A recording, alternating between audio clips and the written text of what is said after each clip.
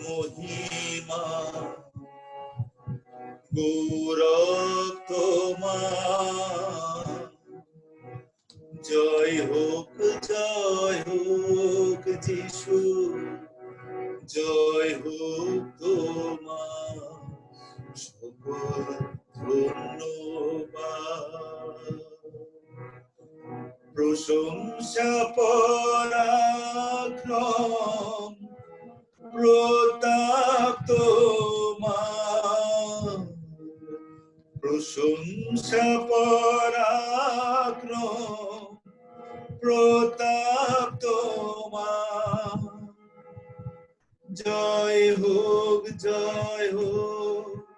যিশু জয় হোক তোমার আর জয় হোক যিশু জয় হোক তোমার সকল ধন্যবাদ মহিমা গৌরব তোমার জয় হোক যিশু জয় হোক তোমার সকল ধন্যবাদ জঘন্য পাপী আমি অতি দুরাচার প্রেমের তরালে মোরে প্রেম অবতার জঘন্য পাপী আমি অতি দুরাচার প্রেমের তরালে মোরে প্রেম অবতার প্রেমের অবতার তুমি দয়ার অবতার প্রেমের অবতার তুমি দয়ার অবতার জয় হোক যিশু জয় হোক তোমার জয় হোক যিশু জয় হোক তোমার সকল ধন্যবাদ মহিমা গৌরব তোমার জয় হোক যিশু জয় হোক তোমার সকল ধন্যবাদ প্রভুতে আরোগ্য বলে মহিমা তোমার সম্পদে বিপদে সহায় হয়েছ আমার প্রভুতে আরোগ্য বলে মহিমা তোমার সম্পদে বিপদে সহায় হয়েছ আমার দয়ার উপর দয়া কত পেয়েছি তোমার দয়ার উপর দয়া কত পেয়েছি তোমার জয় হোক যিশু জয় হোক তোমার জয় হোক যিশু জয় হোক তোমার সকল ধন্যবাদ মহিমা গৌরব তোমার জয় হোক জয় হোক তোমার সকল ধন্যবাদ। আসুন আমরা যে যেখানে আছি আমরা মুখ খুলে দিই এবং প্রভুর গৌরব করি। আঙ্কেল ব্যাকগ্রাউন্ডে মিউজিক দিতে পারেন, মিউজিকটি রাখতে পারেন। আসুন আমরা মুখ খুলে দিই এবং প্রভুর গৌরব করি। ধন্যবাদ দিন, যে যেখানে আছেন ধন্যবাদ দিন, প্রশংসা করুন, প্রশংসা করুন, প্রশংসা করুন, প্রশংসা করুন, কারণ তিনি যুগ পর্যায়ে যুগে যুগে ধন্য। Worship him, worship him, worship him. Give him praise, give him praise. Honor his holy name. Honor his holy name, because there is no one like him. তার মতো কেউ নেই। তিনি আরোগ্যকারী, তিনি সুস্থকারী, তিনি দয়া বর্ষণ, তিনি পরিকল্পনা করেন। মুখ খুলুন এবং গৌরব করুন। ধন্যবাদ দিন, ধন্যবাদ দিন সমস্ত সাক্ষ্যের জন্য। ধন্যবাদ দিন এই পর্যন্ত তিনি আপনাকে জীবিত রেখেছেন। ধন্যবাদ দিন যে আমরা সকলে এখনো জীবিত রয়েছি। গৌরব করুন, প্রশংসা করুন। তিনি তার প্রতিজ্ঞা এখন পর্যন্ত রক্ষা করে চলছেন। Worship him, worship him, worship him. We worship him, we worship him. There is no one like you. There is no one like you. Thank you for every testimony, Lord. Thank you for everything that you have been doing. Thank you for healing, Lord. Thank you for the miracles. Thank you for the breakthrough, Lord. Thank you, Lord, because till this very moment you are keeping us safe. We give all the glory back to you. Hallelujah to your name. Hallelujah to you. Hallelujah to you. Hallelujah to you. Lord, I feel your presence here. I can feel your presence, and I believe that you are with your people. You are in every house that are here right now. I believe that. I believe that.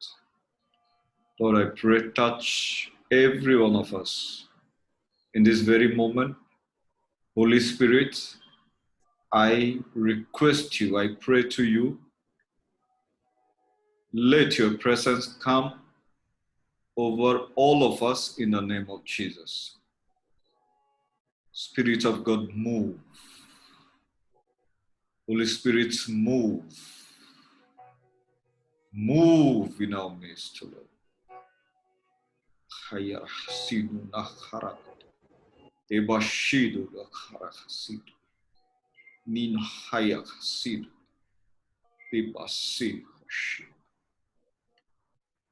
We worship you. We worship you. Father, we want to go to your word. We ask your help. Holy Spirit, you are the great teacher. Open our eyes in the name of Jesus. Open our hearts. Lord, open our ears also in the name of Jesus. Let your word come true in our lives in the name of Jesus. In Jesus' mighty name we pray. আর এই প্রার্থনা যিশু তোমার নামে চাই। Amen. Amen. Amen. So once again, good evening. প্রভুকে ধন্যবাদ দেই। ধন্যবাদ দেই যে তিনি এখনো জীবন্ত, তিনি এখনো তার নিজেকে প্রমাণ দিয়ে যাচ্ছেন। আমি ধন্যবাদ দিই আজকে সাক্ষ্যের জন্য। ধন্যবাদ দিই যে আমাদের ভাই তন্ময় তিনি সুস্থ আছেন এবং তার ফলাফল নেগেটিভ এসেছে। ঠিক আমি প্রার্থনা করি, প্রার্থনা না, আমি আপনাদেরকে নিশ্চিতভাবে বলতে চাই যে দুর্যোগকালীন সময় আপনারা সকলে নিরাপদে থাকবেন যিশু নামে। আমি অনুরোধ করতে চাই আবারও, please be serious, don't play with devil. দেয়াবলকে সুযোগ দিবেন না। যখন বাইরে যাচ্ছেন, you have to be prayerful, প্রার্থনা করে ঘর থেকে বের হন। সাবধানে থাকুন, সতর্ক থাকুন। শুনুন, শয়তান শুধুমাত্র সুযোগ খুঁজে কখন সে আক্রমণ করবে। আর এই জন্য বাক্য বলছে যে আমরা যাতে সবসময় তাকে প্রতিহত করি। We have to resist him always, all the time. So don't take it lightly. This COVID-19 is a demon spirit, but God promised that his children will be saved. এবং আমি প্রার্থনা করি যে আপনিও নিরাপদে থাকবেন যিশু নামে। তো আমরা আজকে ডাইরেক্ট আমাদের টপিকে চলে যেতে চাই। আমরা গত 2 দিন আলোচনা করেছিলাম নির্যাতন বিষয়, এবং আমরা দেখেছি, কন্ট্রিবিউট করেছি আমাদের নির্যাতনের বিষয়, এবং আমরা দেখেছি যে আমরা কোনো না কোনো ভাবে নির্যাতিত হচ্ছি শুধুমাত্র খ্রিস্টকে বিশ্বাস করার জন্য। তো আজকে আমরা যে বিষয়টি দেখতে চাই সেটি হচ্ছে পুরস্কার, নির্যাতনের পুরস্কার। নির্যাতন প্রভু এটি মনোনীত করেছেন আমাদের জন্য।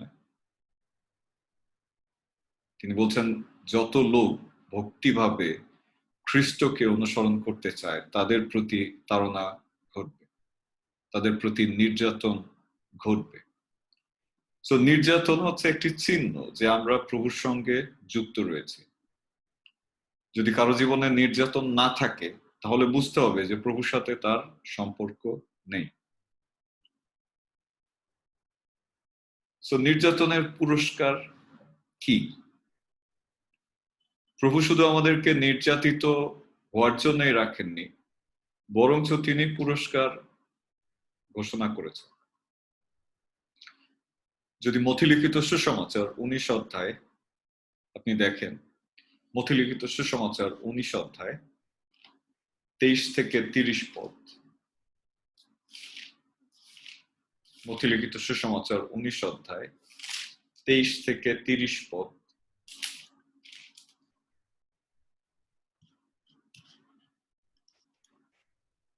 আমি চাই কেউ একজন পাঠ করুন যদি পেয়ে থাকেন। তখন যীশু আপন শিষ্যদিগকে কহিলেন, আমি তোমাদিগকে সত্য কহিতেছি, ধনবানের পক্ষে স্বর্গ রাজ্যে প্রবেশ করা দুষ্কর। আবার তোমাদিগকে কহিতেছি, ঈশ্বরের রাজ্যে ধনবানের প্রবেশ করা অপেক্ষা বরং সূচের ছিদ্র দিয়ে উটের যাওয়া সহজ। ইহা শুনিয়া শিষ্যেরা অতিশয় আশ্চর্য মনে করিলেন, কহিলেন, তবে কাহার পরিত্রাণ হইতে পারে? যীশু তাহাদের প্রতি দৃষ্টিপাত করিয়া কহিলেন, তাহা মনুষ্যের অসাধ্য বটে, কিন্তু ঈশ্বরের সকলই সাধ্য। তখন পিতর উত্তর করিয়া তাহাকে কহিলেন, দেখুন, আমরা সমস্তই পরিত্যাগ করিয়া আপনার পশ্চাৎগামী হইয়াছি, আমরা তবে কি পাইব? যীশু তাহাদিগকে কহিলেন, আমি তোমাদিগকে সত্য কহিতেছি, তোমরা যতজন আমার পশ্চাৎগামী হইয়াছ, পুনঃসৃষ্টিকালে যখন মনুষ্যপুত্র আপন প্রতাপের সিংহাসনে বসিবেন, তখন তোমরাও দ্বাদশ সিংহাসনে বসিয়া ইসরায়েলের দ্বাদশ বংশের বিচার করিবে। আর যে কোনো ব্যক্তি আমার নামের জন্য বাটি কি ভ্রাতা কি ভগিনী কি পিতা কি মাতা কি সন্তান কি ক্ষেত্র পরিত্যাগ করিয়াছে, সে তাহার 100 গুণ পাইবে এবং অনন্ত জীবনের অধিকারী হইবে। কিন্তু যাহারা প্রথম, এমন অনেক লোক শেষে পড়িবে, এবং যাহারা শেষে, এমন অনেক লোক প্রথম হইবে। আমেন। আমেন। আমেন। সো আমরা আসলে যে অংশটি দেখতে চাই সেটি 27 পদ থেকে। পিতর সেখানে প্রভুকে জিজ্ঞাসা করছিলেন যে দেখুন, আমরা তো সবকিছু ত্যাগ করে এসেছি। আপনি জানেন পিতরের বিজনেস ছিল, তার নৌকা ছিল, এবং সেই নৌকায় তিনি সমুদ্রে মাছ ধরতে যেতেন। আপনি জানেন নর্মাল জেলেরা কিন্তু সমুদ্রে মাছ ধরতে যায় না। সমুদ্রে মাছ ধরতে যায় তারাই যারা বিত্তশালী জেলে। এবং সমুদ্রে যাওয়ার মতো তাদের কাছে রসদ ছিল, তারা সমুদ্রে যেতেন, সেই নৌকা ছিল। এবং শুধু তাই না, আমরা দেখি যে তার অধীনস্থ কর্মচারীও ছিল। এবং তিনি জিজ্ঞাসা করছেন যে আমরা তো সবকিছু ছেড়ে, আমাদের ব্যবসা ছেড়ে, আমাদের পরিবার ছেড়ে, আমাদের ভবিষ্যৎ ছেড়ে, আমাদের স্বপ্ন ছেড়ে, আমাদের আকাঙ্ক্ষা ছেড়ে, আমাদের আশা ছেড়ে, সমস্ত কিছু ছেড়ে তো আমরা আপনার পিছনে এসেছি। তো আমরা কি পাবো? What we are going to get, what you are going to give? এবং যিশু তখন বলছেন যে আমি তোমাদিগকে সত্য সত্য বলিতেছি, তিনি বলছেন আমি তোমাদিগকে সত্য করিতেছি, তোমরা যতজন আমার পশ্চাৎগামী হইয়াছ, পুনঃ সৃষ্টির কালে যখন মনুষ্যপুত্র আপন প্রতাপের সিংহাসনে বসিয়া ইসরায়েলের দ্বাদশ বংশের বিচার করিবে, সেই বিচার তোমাদের দ্বারা হবে। এবং 29 পদে তিনি আরো স্পষ্ট করে বলছেন যে কোনো ব্যক্তি, যে কেউ, কি পিতা, কি মাতা, কি সন্তান, কি ক্ষেত্র পরিত্যাগ করিয়াছে, সে তাহার শতগুণ পাইবে এবং অনন্ত জীবনের অধিকারী হইবে। সো খ্রিস্টতে ভাই এবং বোন, খ্রিস্টীয় জীবনের এই যাত্রায়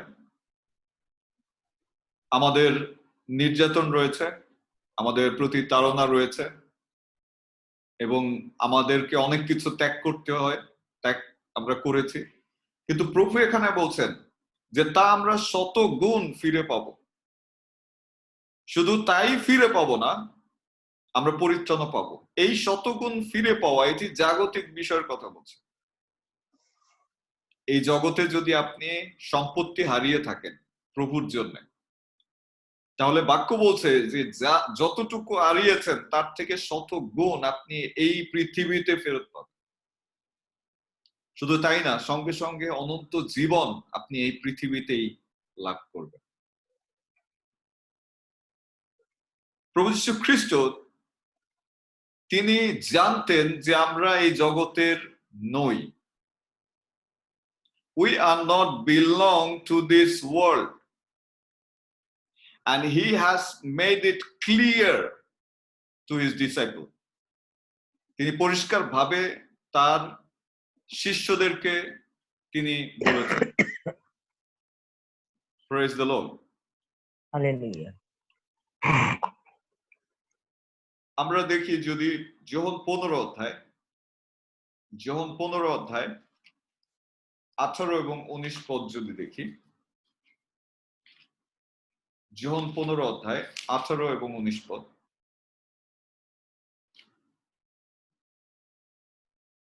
বলছে, জগৎ যদি তোমাদিগকে দেশ করে, তোমরা তো জানো সে তোমাদের অগ্রে আমাকে দেশ করিয়াছে। তোমরা যদি জগতের হইতে, তবে জগৎ আপনার নিজস্ব বলিয়া ভালোবাসিত। কিন্তু তোমরা তো জগতের নহ, বরং আমি তোমাদিগকে জগতের মধ্য হইতে মনোনীত করিয়াছি, এই জন্য জগৎ তোমাদিগকে দেশ করে। এই জগতে আমাদের জন্য তাড়না, মূল কারণ হচ্ছে প্রভু যীশু খ্রিস্ট। কারণ তিনি আপনাকে বেছে নিয়েছেন, তিনি আমাকে বেছে নিয়েছেন। শুধু তাই না, যদি 23 পদটি পড়েন, বলছে যে আমাকে দেশ করে সে আমার পিতাকেও দেশ করে। অর্থাৎ যারা আপনাকে কষ্ট দেয় তারা পিতাকে কষ্ট দেয়, যারা আপনাকে হিংসা করে তারা পিতাকে হিংসা করে, যারা আপনাকে নির্যাতন করে তারা পিতাকে নির্যাতন করে, একই সঙ্গে পুত্রকে।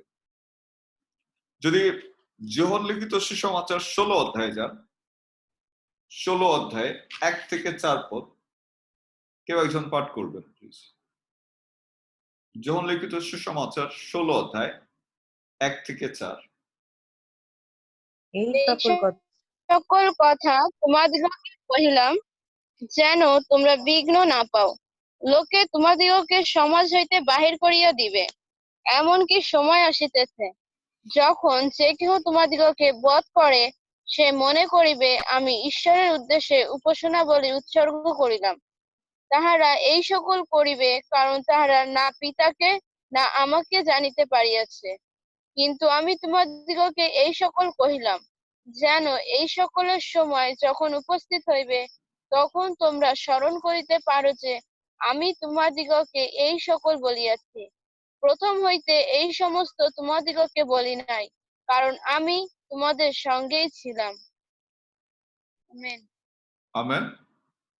7 থেকে 11 পদ যদি আপনি পড়েন, 7 থেকে 11 বলছে, তথাপি আমি তোমাদিগকে সত্য বলিতেছি, আমার যাওয়া তোমাদের পক্ষে ভালো, কারণ আমি না গেলে সেই সহায় তোমাদের নিকটে আসিবেন না।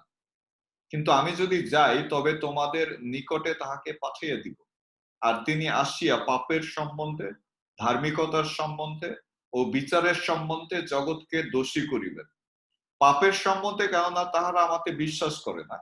ধার্মিকতার সম্বন্ধে, কেননা আমি পিতার নিকটে যাইতেছি ও তোমরা আর আমাকে দেখিতে পাইতেছ না। বিচারের সম্বন্ধে, কেননা এই জগতের অধিপতি বিচারিত হইয়াছে।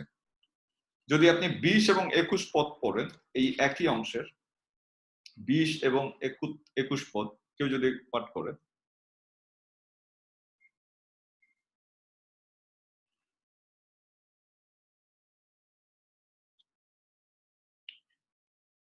সত্য সত্য আমি তোমাদিগকে বলিতেছি, তোমরা ক্রন্দন ও বিলাপ করিবে, কিন্তু জগৎ আনন্দ করিবে। তোমরা দুঃখার্ত হইবে, কিন্তু তোমাদের দুঃখ আনন্দে পরিণত হইবে। প্রসবকালে নারী দুঃখ পায়, কারণ তাহার সময় উপস্থিত। কিন্তু সন্তান প্রসব করিলে পর জগতে একটি মনুষ্য জন্মিল, এই আনন্দে তাহার ক্লেশ আর মনে থাকে না। 22 পদ বলছে, ভালো, তোমরাও এখন দুঃখ পাইতেছ, কিন্তু আমি তোমাদিগকে আবার দেখিব, তাহাতে তোমাদের হৃদয় আনন্দিত হইবে, এবং তোমাদের সে আনন্দ কেহ তোমাদের হইতে হরণ করে না। আমি প্রার্থনা করি যে প্রভুর দর্শনের সেই আনন্দের ভাগী আপনিও হইবেন যিশু নামে। আমেন। আমি অনুরোধ করব, প্লিজ, এখানে সুযোগ আছে, আপনারা বাইবেল পাঠ করবেন এবং কথা বলবেন, আর এর মধ্যে দিয়ে প্রভু আপনাকে আশীর্বাদ করবেন যিশু নামে। তো প্রভু যীশু খ্রিস্ট তিনি স্পষ্টভাবে বলছেন যে আমরা জগতের নয়, এবং জগৎ আমাদেরকে দেশ করবে। ইভেন তিনি বলছেন যে তিনি চলে যাচ্ছেন ঠিকই, তিনি একজন সহায়কে পাঠাবেন। কেউ একজন প্রশ্ন করেছেন যে পবিত্র আত্মা কিভাবে পার্সন। আপনি যদি এখানে পড়েন দেখবেন বলছে, আমার যাওয়া তোমাদের পক্ষে ভালো, কারণ আমি না গেলে সে সহায় তোমাদের নিকটে আসিবেন না। সো আসিবেন যখন লেখা আছে, হি ইজ এ পার্সন, একজন ব্যক্তিকে উল্লেখ করে বলছে। শুধু তাই না, পবিত্র আত্মা পার্সন এই কারণে, কারণ পবিত্র আত্মার অনুভূতি আছে, তার তার সিদ্ধান্ত নেওয়ার ক্ষমতা আছে, তিনি সিদ্ধান্ত নেন, তিনি দুঃখে দুঃখিত হন, আনন্দে আনন্দিত হন, তিনি পরিচালনা দেন, তিনি নির্দেশনা দেন, তিনি ঈশ্বরের পরিকল্পনা প্রকাশ করেন এবং ঈশ্বরের পরিকল্পনা বুঝতে তিনি সাহায্য করেন। তো একজন পার্সনের যে সমস্ত গুণাবলী আমরা তার ভিতরে দেখতে পাই। সো প্রভু যীশু খ্রিস্ট তিনি বলেছেন যে this is for us, we are not belong to this world. আমাদের মা বাবাকে পরিত্যাগ করতে হতে পারে, ভাই বোনদের পরিত্যাগ করতে হতে পারে, স্বামী সন্তানদের পরিত্যাগ করতে হতে পারে, অনেক কিছু ঘটতে পারে এই খ্রিস্টীয় যাত্রায়, এবং এগুলো তারনারী এক একটি অংশ। প্রভু যীশু খ্রিস্ট তিনি আমাদেরকে মনোনীত করেছেন এই নির্যাতনের জন্য। এখন হয়তো আপনি প্রশ্ন করতে পারেন যে পাস্টর কি বলেন, ঈশ্বর এত খারাপ কেন, কেন আমাকে বা আমাদেরকে নির্যাতনের জন্য নিরূপিত করেছে। বাক্য কিন্তু সেটি বলছে। যদি যোহন 15 অধ্যায় 16 পদ দেখেন, যোহন 15 অধ্যায় 16 পদ কেউ একজন পাঠ করবেন প্লিজ। তোমরা যে আমাকে মনোনীত করিয়াছ এমন নয়, কিন্তু আমি তোমাদিগকে মনোনীত করিয়াছি, আর আমি তোমাদিগকে নিযুক্ত করিয়াছি, যেন তোমরা গিয়া ফলবান হও এবং তোমাদের ফল যেন থাকে, যেন তোমরা আমার নামে পিতার নিকটে যাহা কিছু যাচনা করিবে তাহা তিনি তোমাদিগকে দেন। আমেন। আমেন। সো প্রভু আসলে আমাদেরকে এই অত্যাচারের জন্য বাছাই করেছেন, নিযুক্ত করেছেন, মনোনীত করেছেন। উদ্দেশ্য তার একটাই, যাতে আমাদের জীবনে ফল ধরে। যখন আমরা অত্যাচারিত হই, যখন আমরা নির্যাতিত হই, নিপীড়িত হই, তখন আমাদের জীবনে আত্মিক, শারীরিক, জাগতিক, মানসিক ফল ধরে থাকে। আপনি জানেন যে জন্ম থেকে শুরু করে একটা শিশু যদি সে প্রতিকূল পরিস্থিতির মধ্যে না যায়, তাহলে সে কিন্তু অভিজ্ঞতা অর্জন করে না। খুব সুন্দরভাবে বলা আছে ছড়ায় যে হাঁটিতে শেখে না কেহ না খেয়ে আছাড়। অর্থাৎ একটা শিশু যখন পড়ে যায়, পড়ে গিয়ে যখন ব্যথা পায়, ব্যথা পেতে পেতে সে দাঁড়াতে শিখে, সে হাঁটতে শিখে, সে দৌড়াতে শিখে, এবং একসময় সে ফুটবলার হয়, একসময় সে ম্যারাথনে পুরস্কার পায়, তার লাইফ সে শুরু করে।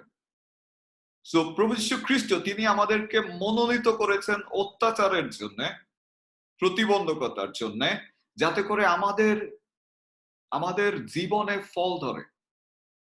শুনুন, খ্রিস্ট বিশ্বাসীদের উপরে অত্যাচার কাম্য, কারণ অত্যাচার না আসলে তারা কমফোর্ট জোন ত্যাগ করতে চায় না, এবং যখন কমফোর্ট জোন ত্যাগ না করে তখন ঈশ্বরের রাজ্য আসলে প্রতিষ্ঠিত হয়।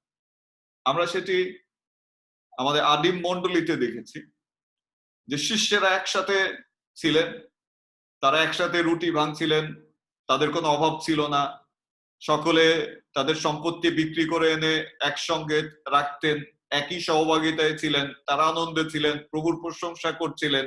সেখানে আশ্চর্য কাজ হচ্ছিল, অন্ধ দেখছিল, খোঁড়া হাঁটছিল, মৃত ব্যক্তি জীবিত হচ্ছিল। বাট ঈশ্বরের পরিকল্পনা সেটা ছিল না। ঈশ্বরের পরিকল্পনা ছিল যে তিনি যে আদেশ দিয়েছেন মথিলিখিত সুসমাচার 28 অধ্যায় 18 থেকে 19-20 পদ পর্যন্ত, যে তোমরা সমুদয় জগতে যাও, সেই গ্রেট কমিশন তারা কিন্তু নিচ্ছিলেন না। আর যেহেতু গ্রেট কমিশন তারা নিচ্ছিলেন না, আমরা দেখি ঈশ্বর অ্যালাউ করেছিলেন তাদের উপরে নির্যাতন আসে, এবং যখন তাদের উপরে নির্যাতন আসে আমরা দেখি তারা চারিদিকে, পৃথিবীর চারিদিকে ছড়িয়ে যায় এবং প্রভুর সেই সুসমাচার প্রতিষ্ঠিত হয়। ঈশ্বর চান যাতে আমাদের জীবনে ফল ধরে, আর এই ফল তখনই ধরবে যখন আমরা নির্যাতনের মধ্যে দিয়ে যাব। ও আপনি বলতে পারেন এটা কিরকম? এটা ঈশ্বরের গুপ্ত পরিকল্পনা, ঈশ্বরের গুপ্ত জ্ঞান। দেখুন যোহন 15 অধ্যায় যদি আপনি দেখেন 4 পদ থেকে 4, 5, 6 তিনটি পদ যদি আপনি পড়েন, কেউ একজন পাঠ করবেন। যোহন 15 অধ্যায় 4, 5, 6। আমাতে থাকো, না, বলো। আমাতে থাকো, আর আমি তোমাদিগেতে থাকি। শাখা যেমন আপনা হইতে ফল ধরিতে পারে না, দ্রাক্ষালতায় না থাকিলে পারে না, তদ্রূপ আমাতে না থাকিলে তোমরাও পারো না। আমি দ্রাক্ষালতা, তোমরা শাখা। যে আমাতে থাকে এবং যাহাতে আমি থাকি, সেই ব্যক্তি প্রচুর ফলে ফলবান হয়, কেননা আমা ভিন্ন তোমরা কিছুই করিতে পারো না। কেহ যদি আমাতে না থাকে, তাহা হইলে শাখার ন্যায় তাহাকে বাহিরে ফেলিয়া দেওয়া যায়, আর সে শুকাইয়া যায়, এবং লোকে সেগুলি কুড়াইয়া আগুনে ফেলিয়া দেয়, আর সে সকল পুড়িয়া যায়। আমেন। সো ঈশ্বর এখানে প্রভু যীশু খ্রিস্ট তিনি বলছেন যে আমাতে থাকো আর আমি তোমাদের মধ্যে থাকি, এবং তিনি উদাহরণ দিচ্ছেন গাছের। শুনুন, একটা শাখা যখন গাছের সেই মূল দেহের সঙ্গে যুক্ত থাকে, তখন সে সেই গাছের থেকে খাদ্যরস গ্রহণ করে। শুধু খাদ্যরস গ্রহণ করে না, এমনকি সেই গাছের বেঁচে থাকার জন্য সে ভূমিকা রাখে। আপনি জানেন শাখায় পাতা থাকে এবং পাতায় সালোক সংশ্লেষণ হয়ে থাকে। সরি, আমি এটি উচ্চারণ করতে পারি না এখন। প্রভু আমাকে সাহায্য করবেন যিশু নামে। সো একটা শাখা যখন যুক্ত থাকে গাছের সঙ্গে, মূল গাছের সঙ্গে, সে গাছ থেকে খাদ্য গ্রহণ করে। ঠিক একইভাবে সে গাছকে সাহায্য করে খাদ্য উৎপাদনে। So there is two way of communicating, not one way. There is two way of communication. ঠিক ঈশ্বর যেমন আমাদেরকে আশীর্বাদ করছেন, ঈশ্বর আমাদেরকে যত্ন নেন, ঈশ্বর আমাদেরকে রক্ষা করেন, ঠিক তেমনি তিনিও চান যাতে আমরা তার জন্য কিছু করি। তিনি যে শুধু আমাদের জন্য করবেন, হ্যাঁ অবশ্যই তিনি আমাদের জন্য করবেন, কারণ তিনি সৃষ্টিকর্তা। But we have to know that we also have a part to play. আর সেটি কি? সেটি হচ্ছে তার রাজ্য এবং ধার্মিকতা যাতে প্রতিষ্ঠিত হয়। আপনি দেখবেন মথি লিখিত সুসমাচার 28 অধ্যায়, সেখানে তিনি বলছেন 18 থেকে যদি আপনি পাঠ করেন,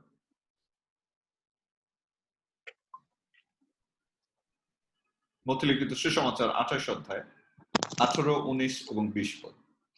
তখন যিশু নিকটে আসিয়া তাহাদের সহিত কথা কহিলেন, বলিলেন, স্বর্গে ও পৃথিবীতে সমস্ত কর্তৃত্ব আমাকে দত্ত হইয়াছে। অতএব তোমরা গিয়া সমুদয় জাতিকে শিষ্য করো, পিতার ও পুত্রের ও পবিত্র আত্মার নামে তাহাদিগকে বাপ্তাইজ করো। আমি তোমাদিগকে যাহা যা আজ্ঞা করিয়াছি সেই সমস্ত পালন করিতে তাহাদিগকে শিক্ষা দাও। আর দেখো, আমি যুগান্ত পর্যন্ত প্রতিদিন তোমাদের সঙ্গে সঙ্গে আছি। শুনুন, এই অংশটা যখন আমি পড়ি, যতবার আমি পড়ি ততবার আমি অবাক হই, কারণ নতুন নতুন বিষয় আমার কাছে প্রভু খুলে দেন। আজকে যখন এই অংশটি পড়ছিলাম, তখন হঠাৎ করে আমার ভিতরে একটা প্রশ্ন আসলো যে প্রভু যীশু খ্রিস্ট তিনি পুনরুত্থিত, এবং পুনরুত্থিত হয়ে শিষ্যদের সঙ্গে কথা বলেছেন, থেকেছেন, খেয়েছেন, সাক্ষ্য দিয়েছেন, তিনি যা বলেছেন তা বাস্তব, সেটি তাদেরকে বুঝিয়েছেন। এবং যদি 16 পদ দেখেন যে তিনি যখন স্বর্গে যাবেন, আর সেই জন্য তিনি পর্বতে গেলেন এবং পর্বতে তাদেরকে নিয়ে গেলেন, অর্থাৎ তার শিষ্য সহ আর কিছু লোক তারা সেখানে ছিলেন। এবং সেখানে তিনি বলছেন একটি পিকুলিয়ার ওয়ার্ড, যে স্বর্গ এবং পৃথিবীর সমস্ত কর্তৃত্ব আমাকে দেয়া হয়েছে, অতএব তোমরা গিয়ে সমুদয় জাতিকে শিষ্য করো। আমার মনে একটা প্রশ্ন এসেছে, সমস্ত কর্তৃত্ব, সমস্ত ক্ষমতা স্বর্গ আর পৃথিবীর যদি তিনি প্রাপ্ত হন, তাহলে তিনি কেন নিজে সমস্ত পৃথিবীতে সুসমাচার প্রচার করলেন না বা স্বর্গীয় বাহিনীকে আদেশ দিলেন না? আর এই কথা বলারই মানে কি? যে সমস্ত কর্তৃত্ব, সমস্ত ক্ষমতা আমার। তিনি বলতে পারতেন সমস্ত কর্তৃত্ব আমাকে দেওয়া হয়েছে, পৃথিবীর সমস্ত ক্ষমতা, স্বর্গের সমস্ত কর্তৃত্ব আমাকে দেওয়া হয়েছে, সুতরাং এই মুহূর্তে সমস্ত পৃথিবী প্রভুর কাছে ফিরে আসুক। তার একটা মুখের কথাই যথেষ্ট। কিন্তু তিনি সেই কথা বললেন না, তিনি বললেন অতএব, অতএব, because I have power, the power has given to me, and because of that you people go to the whole world, preach the gospel. আমি বিশ্বাস করি যে প্রভু কারো কারো হৃদয়ে এই বিষয়ে চেতনা দিবেন যিশু নামে। তো ঈশ্বর চান যাতে আমাদের ফল ধরে, এবং সেই ফলটা কিভাবে আসবে? বাক্য বলছে সেই ফলটা আসবে যখন আমরা সমুদয় জগতে যাব, সুসমাচার প্রচার করব। ওয়েল, দ্যাট ইজ গুড, এবং that is written in the Bible. কিন্তু আজকে আমার চিন্তা একটু ভিন্ন। আসলে এটি খুবই জরুরি, সমুদয় জগতে যাওয়া, সুসমাচার প্রচার করা। বাট ঈশ্বর তিনি চান সমুদয় জগতে যাওয়ার আগে যাতে আপনি আপনার পরিবারে যান, আপনার সমাজে যান, ইভেন সমস্ত পরিবারে যাওয়ার আগে। ওকে, আমি এটিকে এভাবে বলতে পারি যে ঈশ্বর সমুদয় জগতে যাওয়ার আগে তিনি চান যাতে আপনি আপনার দেশে যান। যেমনটি তিনি আমাকে বলেছেন যে তিনি I have to go to Bangladesh. সমুদয় দেশে যাওয়ার আগে তিনি চান যাতে আপনি আপনার মণ্ডলীতে যান। সমুদয় আপনি আপনার মণ্ডলীতে যাওয়ার আগে প্রভু চান যাতে আপনি আপনার পরিবারে যান। পরিবারে যাওয়ার আগে প্রভু চান যাতে আপনি আপনার কাছে সুসমাচার প্রচার করেন। Praise the Lord, praise the Lord. So সমুদয় জগতের যাত্রা, সমুদয় জগতের যাত্রা শুরু করতে গেলে আপনাকে আপনার নিজের মধ্যে থেকে শুরু করতে হবে। ও এই অংশ আমরা অনেকবার পড়েছি, অনেকবার দেখছি, অনেকবার আমরা জানি প্রভু আমাদেরকে বলেছেন সমুদয় জগতে যেতে, কিন্তু আমি সমুদয় জগতে কিভাবে যাব? How I am going to the whole world? Because I don't have capacity. I am not a missionary, I am not a pastor, I am not a preacher, I'm not an evangelist, then how can I go? এটা তো পাস্টরদের জন্য, এটা তো এভাঞ্জেলিস্টদের জন্য, মিশনারিদের জন্য, তারা সমুদয় জগতে যাবে। this command is not for me. আমরা নরমালি এটা চিন্তা করতে পারি, but that is not the true thing.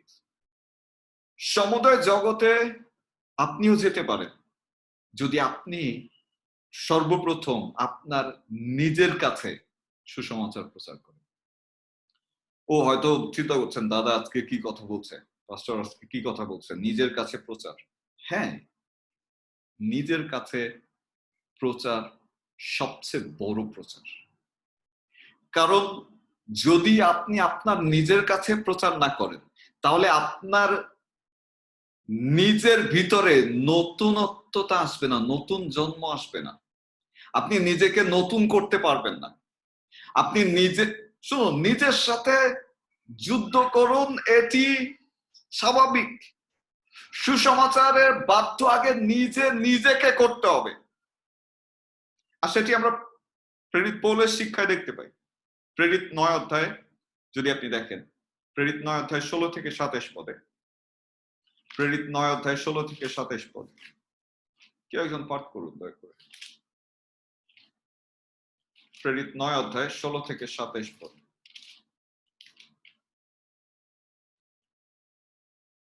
কারণ আমি তাহাকে দেখাইয়া দিব আমার নামের জন্য তাহাকে কত ক্লেশ ভোগ করিতে হইবে। তখন অননীয় চলিয়া গিয়া সে বাটিতে প্রবেশ করিলেন এবং তাহার উপরে হস্তার্পণ করিয়া কহিলেন, ভ্রাত শৈল, প্রভু শেষ যিশু, যিনি তোমার আসিবার পথে তোমাকে দর্শন দিলেন, তিনি আমাকে প্রেরণ করিয়াছেন যেন তুমি দৃষ্টি পাও এবং পবিত্র আত্মায় পরিপূর্ণ হও। আর অমনি তাহার চক্ষু হইতে যেন আইস পড়িয়া গেল, তিনি দৃষ্টিপ্রাপ্ত হইলেন এবং উঠিয়া বাপ্তাইজিত হইলেন। পরে আহার করিয়া বল প্রাপ্ত হইলেন। আর তিনি কয়েকদিন দশমেকস্থ শিষ্যগণের সঙ্গে থাকিলেন এবং অমনি সমাজগৃহে যিশুকে এই বলিয়া প্রচার করিতে লাগিলেন যে তিনি ঈশ্বরের পুত্র। আসলে 19 হবে, প্রেরিত 19, আমি ভুল লিখেছি। 19 অধ্যায় 16 থেকে 27 পদ সম্ভবত।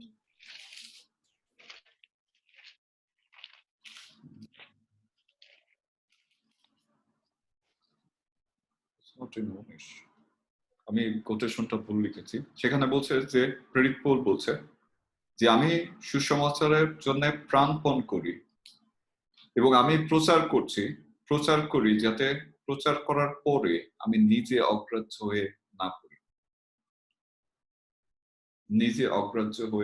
না পড়ি। সো খ্রিস্টতে প্রিয়জন,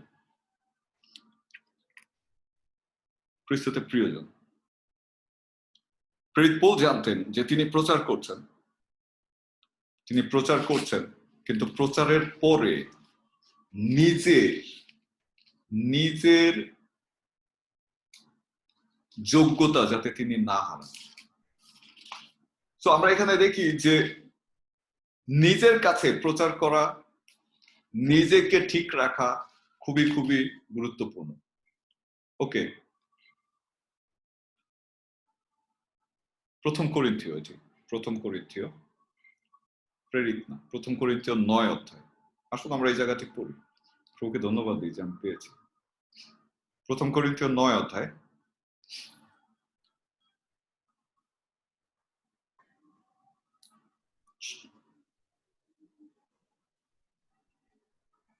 26 এবং 27 পদ।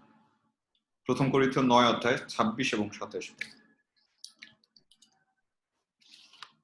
অতএব আমি এই রূপে দৌড়িতেছি যে বিনা লক্ষ্যে নয়, এই রূপে মুষ্টিযুদ্ধ করিতেছি যে শূন্যে আঘাত করিতেছি না, বরং আমার নিজ দেহকে প্রহার করিয়া দাসত্বে রাখিতেছি, পাছে অন্য লোকদের কাছে প্রচার করিবার পর আমি আপনি কোনো ক্রমে অগ্রাহ্য হইয়া পড়ি। তো প্রেরিত পৌল তিনি বলছেন যে আমি সকলের কাছে প্রচার করার পরে যদি নিজে অগ্রাহ্য হয়ে পড়ি, সেই জন্য আমি নিজেকে প্রহার করছি, নিজের দেহকে প্রহার করছি।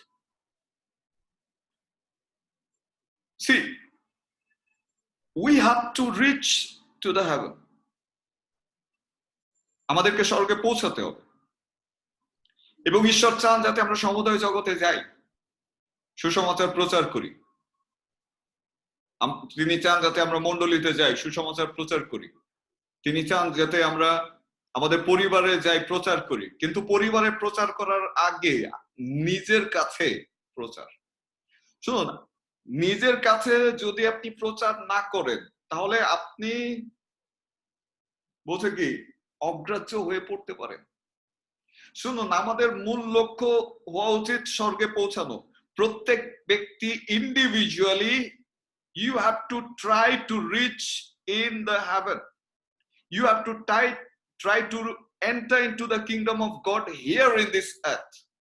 যতক্ষণ না পর্যন্ত আপনি ব্যক্তি হিসেবে এই পৃথিবীতে স্বর্গীয় রাজ্যে প্রবেশ না করছেন, যতক্ষণ আপনি এই পৃথিবীতে পবিত্রতায় প্রবেশ না করছেন, যতক্ষণ আপনি এই পৃথিবীতে ধার্মিকতায় প্রবেশ না করছেন, ততক্ষণ পর্যন্ত আপনি আপনার কাছে অপরিচিত থেকে যাচ্ছেন। মানুষ অন্যকে জয় করে সুসমাচার দিয়ে, অন্যকে বাপ্তিস্ম দেয়, কিন্তু নিজের কাছে কেউ প্রচার করে না।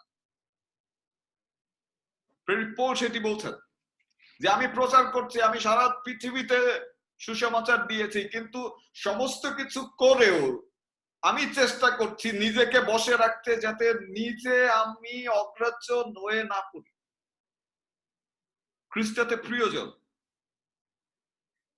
এই যে জীবন আমরা যাপন করছি, এটি খুবই খুবই অল্প সময়ের জন্য। সবচেয়ে বড় হতাশা তখন হবে যখন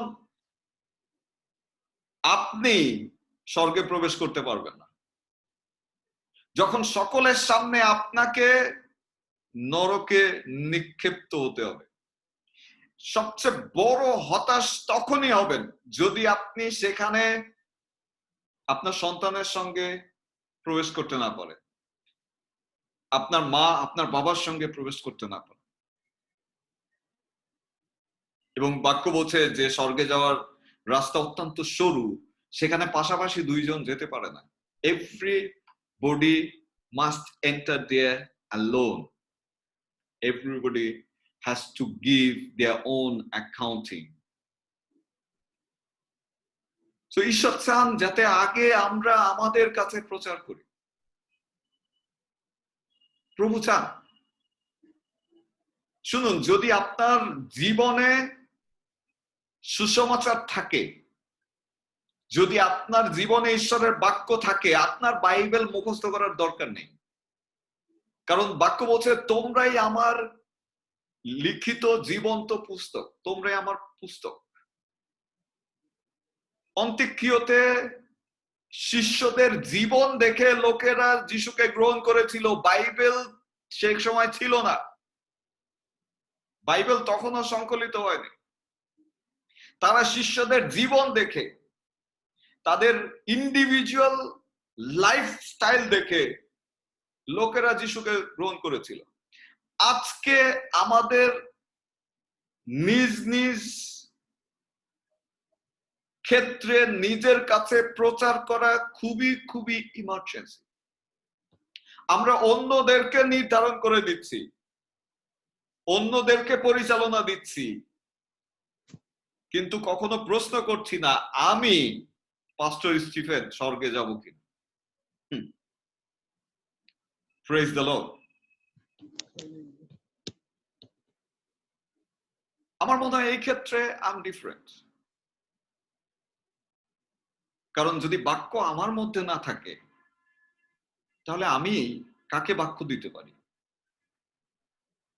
স্বর্গরাজ্যে যদি আমি প্রবেশ করতে না পারি তাহলে সেই স্বর্গরাজ্যে কাকে আমি নিয়ে যেতে পারি? পবিত্রতায় যদি আমি না আসতে পারি তাহলে আরেকজনকে কিভাবে পবিত্রতায় নিয়ে আসতে পারি? And that is the thing all the time I'm focusing on. সুতরাং এই পৃথিবীতে আমাদের নির্যাতন রয়েছে, নির্যাতন রয়েছে বাইরের। ইভেন আমরা আমাদেরকে আমাদের উপরে আমাদের নিয়ন্ত্রণ নেওয়া প্রয়োজন রয়েছে। আর যদি এটা আমরা করি, এর জন্য ঈশ্বর তিনি পুরস্কার ঘোষণা করেছেন। বাক্য বলছে আমরা খ্রিস্টের সৈনিক, আমরা খ্রিস্টের সৈনিক, এবং তার তিনি বাহিনীগণের সদাপ্রভু। অর্থাৎ তার যে স্বর্গ রয়েছে সেখানে আর্মি রয়েছে, বাহিনী রয়েছে, আর সেই বাহিনীগণের সদাপ্রভু তিনি। সো আমি এবং আপনি, আমরা যখন নিজের কাছে সুসমাচার প্রচার করি, যখন নিজেদেরকে আগে প্রভুর রাজ্যের উপযোগী গড়ে তুলি, যখন আমরা নিজেরা তার বাক্যের বাধ্য হই, ঠিক তখনই সেই পুরস্কারের যোগ্য আমরা করে তুলি। এবং ঈশ্বরের সেই রাজ্যে যখন আমরা প্রবেশ করি তখন আমরা এক একজন খ্রিস্টের সৈনিক হিসেবে পরিচিত হই। আপনি জানেন সেনাবাহিনীতে কিন্তু র্যাঙ্ক আছে, পদবি আছে। সেনাবাহিনীতে সাধারণ সোলজার আছে, ইভেন অফিসার লেভেলের লোকেরা আছে। So God's army has 4 crown. আমাদের জন্য 5টি পুরস্কারের কথা বলা আছে, 5টি মুকুটের কথা বলা আছে। এবং এই মুকুট এক মাথায় কিভাবে 5টি পরবো, যখন আমি চিন্তা করছিলাম যে এক মাথায় 5টি মুকুট আমি কিভাবে পরবো যদি আমি 5টি পাই, তখন প্রভু আমাকে চেতনা দিলেন যে এই মুকুট আসলে this is one type of ranking. আমরা জানি নর্মালি পৃথিবীর আর্মির মধ্যে আমরা দেখি যারা জেনারেল, তাদের জেনারেলের মধ্যে ভাগ আছে। 1 star general, 2 star general, 3 star general, 4 star general and 5 star general. So প্রভু আমাকে চেতনা দিলেন যে this crown will be their position। অর্থাৎ যে একটা মুকুট পাবে he will become 1 star general, যে 2টা পাবে he will become 2 star general, যে 3টা পাবে he will become 3 star general, যে 4টা পাবে he will become 4 star general, and যে 5টাই পাবে he will become 5 star general. So there is classification in the heaven. যদি আপনি সেই পুরস্কারগুলো দেখতে চান, প্রথম পুরস্কার জীবন মুকুট, আপনি সেটি দেখতে পাবেন প্রকাশিত বাক্য 2 অধ্যায় 10 পদে, প্রকাশিত বাক্য 2 অধ্যায় 10 পদে, এবং যাকব 1 অধ্যায় 12 পদে।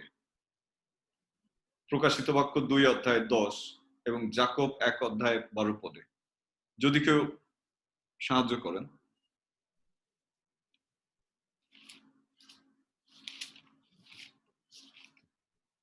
প্রকাশিত বাক্য 2:10 তোমাকে যে সকল দুঃখ ভোগ করিতে হইবে তাহাতে ভয় করিও না। দেখো, তোমাদের পরীক্ষার জন্য দিয়াবল তোমাদের কাহাকেও কাহাকেও কারাগারে নিক্ষেপ করিতে উদ্যত আছে। তাহাতে 10 দিন পর্যন্ত তোমাদের ক্লেশ হইবে। তুমি মরণ পর্যন্ত বিশ্বস্ত থাকো, তাহাতে আমি তোমাকে জীবন মুকুট দিব। তো আমরা এখানে জীবন মুকুট দেখতে পাই। ইভেন জীবন মুকুট দেখতে পাই যাকব পুস্তক 1:12 ধন্য সেই ব্যক্তি যে পরীক্ষা সহ্য করে, কারণ পরীক্ষা সিদ্ধ হইলে পর সে জীবন মুকুট প্রাপ্ত হইবে। তাহা প্রভু তাহাদিগকেই দিতে অঙ্গীকার করিয়াছেন, যাহারা তাহাকে প্রেম করে। তো এটি হচ্ছে ফার্স্ট স্টার, প্রথম মুকুট। দ্বিতীয় মুকুট হচ্ছে অক্ষয় মুকুট, 1 করিন্থীয় 9:25 1 করিন্থীয় 9:25 আর যে কেহ মল্লযুদ্ধ করে সে সর্ববিষয় ইন্দ্রিয় দমন করে। তাহারা ক্ষয়নীয় মুকুট পাইবার জন্য তাহা করে, কিন্তু আমরা অক্ষয় মুকুট পাইবার জন্য করি। তো এখানে আমরা দেখি অক্ষয় মুকুট। তৃতীয় মুকুটটি আছে, তৃতীয় স্টারটি আছে স্লাগার মুকুট। 1 থিসসলুনিকীয় 2:1 1 থিসসলুনিকীয় 2:19 1 থিসসলুনিকীয় 2:19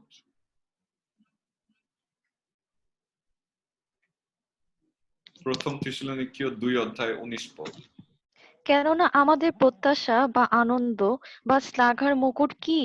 আমাদের প্রভু যীশুর সাক্ষাতে তাহার আগমনকালে তোমরাই কি নও? বাস্তবিক তোমরাই আমাদের গৌরব ও আনন্দ ভূমি। সো এখানে আমরা দেখি শ্লাঘার মুকুট। চতুর্থ স্টার আমরা দেখি অম্লান প্রতাপ মুকুট। 1 পিতর 5:4 অম্লান প্রতাপ মুকুট। 1 পিতর 5:4 তাহাতে প্রধান পালক প্রকাশিত হইলে তোমরা অম্লান প্রতাপ মুকুট পাইবে। তো আমরা এখানে অম্লান প্রতাপ মুকুটের বিষয় দেখতে পাই। পঞ্চম স্টার 5 স্টারটি দেখতে পাই ধার্মিকতার মুকুট। 2 তিমথি 4:8 2 তিমথি 4:8 2 তিমথি 4:8 কেউ একজন পাঠ করুন। এখন অবধি আমার নিমিত্ত ধার্মিকতার মুকুট তোলা রহিয়াছে। প্রভু সেই ধর্মময় বিচারকর্তা সেই দিন আমাকে তাহা দিবেন। কেবল আমাকে নয়, বরং যত লোক তাহার প্রকাশ প্রাপ্তি ভালোবাসিয়াছে সেই সকলকেও দিবেন। আমেন। আমেন। তো আমি প্রার্থনা করি যে আমরা সকলে 5 স্টার জেনারেলে পরিণত হব যিশু নামে। আমি প্রার্থনা করি যে আমরা স্বর্গীয় স্থানে এক একজন 5 স্টার জেনারেলে সম্মানিত হব যিশু নামে। এই 4টি মুকুট ছাড়াও আরো কিছু পুরস্কার আছে। আমরা যদি সেই পুরস্কারগুলোর দিকে তাকাই, আমরা দেখি যে প্রথম হচ্ছে খ্রিস্টের সঙ্গে রাজত্ব করার অধিকার। রোমিও 8:17 এবং 18 রোমিও 8:17 এবং 18 রোমিও 8:17 এবং 18 আর যখন সন্তান তখন দায়াদ, ঈশ্বরের দায়াদ ও খ্রিস্টের সহ দায়াদ। যদি বাস্তবিক আমরা তাহার সহিত দুঃখ ভোগ করি, যেন তাহার সহিত প্রতাপান্বিতও হই। কারণ আমার মীমাংসা এই, আমাদের প্রতি যে প্রতাপ প্রকাশিত হইবে তাহার সঙ্গে এই বর্তমান কালের দুঃখ ভোগ তুলনার যোগ্য নয়। আমেন। তো আমরা এখানে দেখি যে খ্রিস্টের রাজত্ব আমরা করব। তো এই জগতে যা কিছুই হচ্ছে এটা ক্ষণকালীন। দ্বিতীয় বিষয় আমরা দেখি যে প্রভুর মুখ দর্শন করব এবং তার নাম ধারণ করব, অর্থাৎ আমাদের মাথায় যে ক্যাপটা থাকবে সেখানে তার নাম, তার সেই সিল থাকবে। আমরা সেটি দেখি প্রকাশিত বাক্য 22:4 প্রকাশিত বাক্য 22:4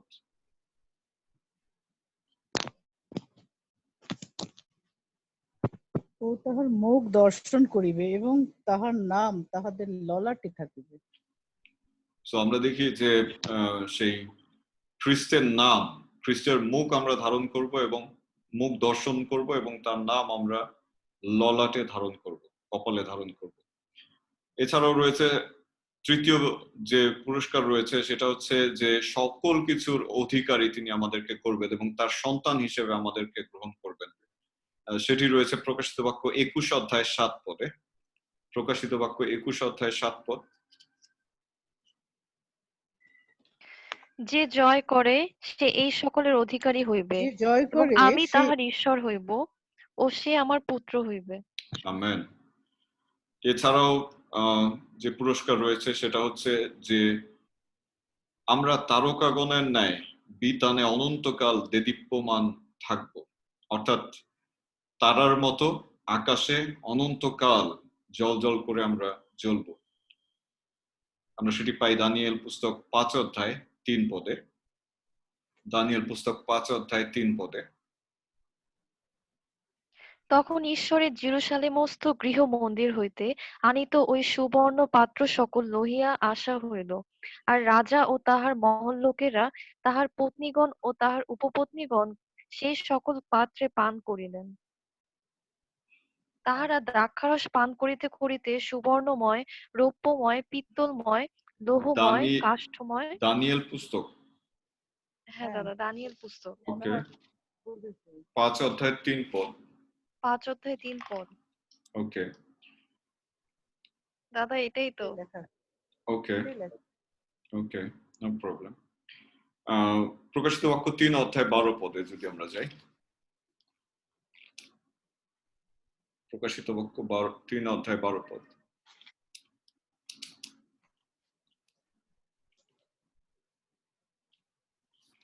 যে জয় করে তাহাকে আমি আমার ঈশ্বরের মন্দিরে স্তম্ভ স্বরূপ করিব এবং সে আর কখনো তথা হইতে বাহিরে যাইবে না, এবং তাহার উপরে আমার ঈশ্বরের নাম লিখিব এবং আমার ঈশ্বরের নগরী যে নতুন জেরুসালেম স্বর্গ হইতে আমার ঈশ্বরের নিকট হইতে নামিবে, তাহার নাম ও আমার নতুন নাম লিখিব।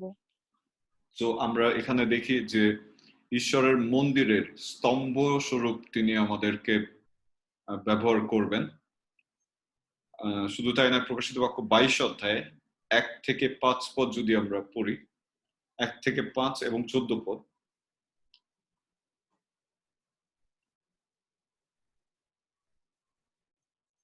প্রকাশিত বাক্য 22 অধ্যায় 1 থেকে 5 পদ এবং 14 পদ।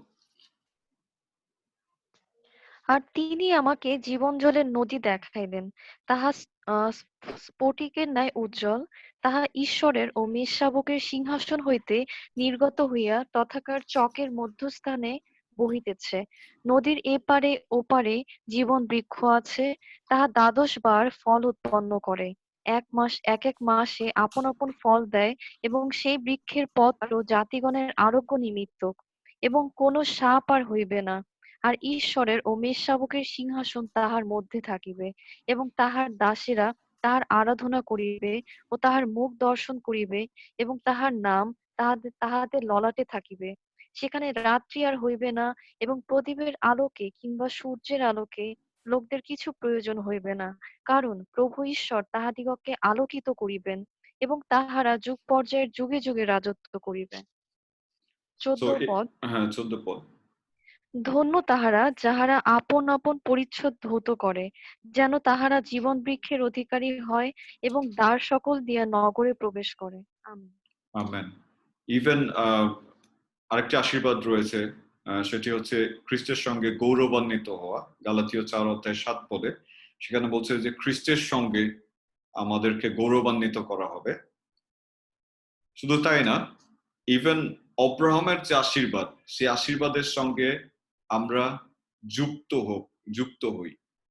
অব্রাহামের আশীর্বাদের কথা লেখা আছে 2 বিবরণী 28 অধ্যায়, যদি আপনি পড়েন সেখানে সমস্ত আশীর্বাদের কথা বলা আছে। এবং সেই আশীর্বাদে বাক্য বলছে যে আমরা যুক্ত হব যখন আমরা সত্যিকারে অত্যাচারিত হব, যখন আমরা নির্যাতিত হব, যখন আমরা নিপীড়িত হব। সো খ্রিস্টতে প্রিয়জনেরা, নির্যাতন ঈশ্বর আমাদের জন্য রেখেছেন, নিপীড়ন রেখেছেন, কিন্তু সেই সঙ্গে সঙ্গে তিনি আমাদের পুরস্কারও রেখেছেন। সো ক্লান্ত হবেন না। যে প্রতিকূল পরিস্থিতির মধ্যে দিয়ে আপনি যাচ্ছেন, আপনার সৃষ্টিকর্তা তিনি জানেন আপনার কি প্রয়োজন, তিনি জানেন আপনার কোন দিকে আপনার সাহায্যের প্রয়োজন। তিনি চাইলে আপনাকে আজকেই উদ্ধার করতে পারেন, কিন্তু তিনি করছেন না। কেন করছেন না? কারণ এর মধ্যে দিয়ে যাতে তার গৌরব হয়। হয়তো যে পরিস্থিতিতে আজকে আপনি আছেন, যে পরিস্থিতির মধ্যে দিয়ে যাচ্ছেন, এই পরিস্থিতির মধ্যে দিয়ে প্রভুর রাজ্য হয়তো আপনার পরিবারে প্রতিষ্ঠিত হতে চলছে। এই পরিস্থিতির মধ্যে দিয়ে হয়তো প্রভুর রাজ্য আপনার জীবনে প্রতিষ্ঠিত হতে চলছে। এই পরিস্থিতির মধ্যে দিয়ে হয়তো আপনার দেশে প্রভুর রাজ্য প্রতিষ্ঠিত হতে চলছে।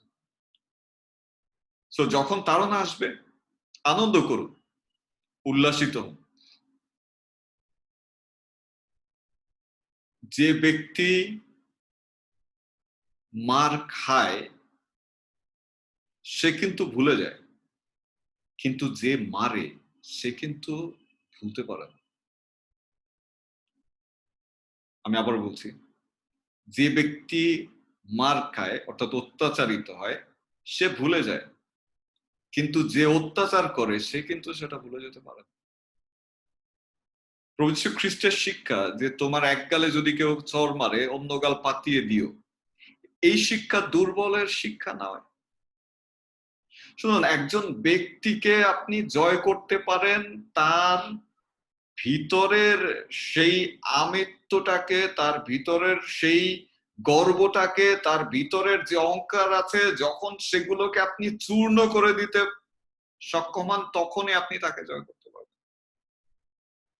ঠিক একইভাবে প্রভু আমাদেরকে জয় করে থাকেন যখন আমাদের ভিতরে আমিত্বটাকে, আমাদের ভিতরের গর্বটাকে, অহংকারটাকে যখন তিনি ধুলায় মিশিয়ে দেন, যখন আমরা উপলব্ধি করি যে I am nobody. That is the time God established his kingdom in our lives. So খ্রিস্টতে প্রিয়জনেরা, ক্লান্ত হবেন না। যা কিছু ঘটছে, একটা দিন আসবে যখন আপনি প্রভুকে ধন্যবাদ দিবেন, যেহেতু আপনি এই কঠিন পরিস্থিতির মধ্যে দিয়ে। শুনুন, কঠিন পরিস্থিতি সবসময় আমার জীবনে আমাকে শক্তিশালী করেছে। যখনই আমরা কঠিন পরিস্থিতির মধ্যে দিয়ে গিয়েছি, আমরা দেখেছি প্রভুর স্বয়ং উপস্থিতি আমাদের জীবন। আমি উৎসাহ দিতে চাই, কঠিন পরিস্থিতিতে ক্লান্ত হবেন না। যা কিছুর মধ্যে দিয়ে যাচ্ছেন এইগুলোর দিকে লক্ষ্য করবেন না, স্বর্গীয় বিষয়ে ভাবুন, সামনের দিকে চিন্তা করুন। ঈশ্বরের যে পুরস্কার, এটা মরার পরেই না, বরঞ্চ এই পৃথিবীতে আপনি উপভোগ করবেন যিশু নামে। তো আমি আপনাদেরকে উৎসাহ দিতে চাই বলে যে যা কিছুর মধ্যে দিয়ে যাচ্ছেন প্রভু জানেন। প্রেরিত পৌল তিনি তার শরীরে একটি কাঁটা ছিল এবং তিনি প্রার্থনা করেছিলেন যে প্রভু আমি তো এত লোককে সুস্থ করছি, এত কিছু করছি, তুমি আমাকে সুস্থ করো। হ্যাঁ, প্রভু বলেছিলেন তোমাকে সুস্থ করবো না, আমার অনুগ্রহই তোমার জন্য যথেষ্ট, কারণ দুর্বলতায় আমার শক্তি প্রকাশিত। আমি প্রার্থনা করি যখনই আপনি দুর্বল হবেন প্রভুর শক্তি আপনার সহবর্তী হবে যিশু নামে। সুতরাং আসুন না আমরা ছোট্ট একটু প্রার্থনা করি এবং বলি যে প্রভু, সেই স্বর্গরাজ্যের পুরস্কার থেকে আমাদের কাউকেই তুমি বঞ্চিত করো না। আমাকে বঞ্চিত করো, আমার সন্তানকে বঞ্চিত করো না, আমার মা বাবা ভাই বোন আত্মীয় স্বজন কাউকে তুমি বঞ্চিত করো। আমি চাই যেখানে আছেন জাস্ট চোখ বন্ধ করুন এবং প্রভুর সঙ্গে কথা বলুন যে প্রভু, আমি স্বর্গরাজ্যের পুরস্কার থেকে বঞ্চিত হতে চাই না। আজকে দেখেছি আমি যে তুমি আমাকে পৃথিবীতে পাঠিয়েছ অত্যাচার হওয়ার জন্য মনোনীত করেছো, নির্যাতিত হওয়ার জন্য মনোনীত করেছো, এবং সেটি করেছো যাতে আমার জীবনে ফল ধরে। আর সেই ফল যখন আমি সুসমাচার প্রচার করি, তোমার রাজ্যের জন্য আমি কাজ করি, তখন সেই ফল আমার জীবনে ধরে। এমনকি যখন আমি আমার নিজের কাছে প্রচার করি, যখন নিজেকে প্রভু তোমার রাজ্যের জন্য উপযোগী করি, তখন সেই ফল আমার জীবনে ধরে। এবং যখন আমাদের সেই ফল ধরে, তুমি বলেছো যে তুমি আমাদেরকে পুরস্কৃত করবে, যে যত ফল ধারণ করবে তাকে তত পুরস্কার দেওয়া হবে। প্রভু তুমি ইভেন বাক্যে বলেছো যে গাছে ফল ধরে সেই গাছকে তুমি ছাঁটাই করে থাকো, তুমি সেগুলোকে পরিষ্কার করে থাকো যাতে আরো অধিক ফল ধরে। প্রভু আমরা এই জগতে যা কিছু করছি, আমাদেরকে সাহায্য করো যাতে আমাদের জীবনে ফল ধরে এবং সেই ফল যাতে থাকে। শুধু তাই নয় পিতা, আমরা বিনতি করি যে এই কাজের যে পুরস্কার রয়েছে স্বর্গীয় স্থানে, প্রভু আমরা এক একজন 5 স্টার জেনারেল হিসেবে স্বর্গে, এমনকি এই পৃথিবীতে আমরা বাস করতে চাই। ইভেন যে সমস্ত প্রতিজ্ঞা তুমি করেছো তোমার বাক্যের মধ্যে দিয়ে, যে সমস্ত পুরস্কার তুমি রেখেছো প্রভু, আমরা যাতে কেউই সেই পুরস্কার থেকে বঞ্চিত না হই, আমাদেরকে তুমি সাহায্য করো। আজকে তোমার সন্তানদের জন্য প্রার্থনা করি যারা তোমার বাক্য শুনেছে, প্রভু এই বাক্য তাদের হৃদয়ে তারা স্থায়ীভাবে গেঁথে রাখুক এবং এই বাক্যের মধ্যে দিয়ে তাদের জীবন পরিবর্তিত হোক। প্রভু তারাও যাতে তোমার সঙ্গে একত্রিত হতে পারে, তাদের জীবনগুলো পরিবর্তন করো, তাদের জীবনের সাক্ষ্য দাও পিতা,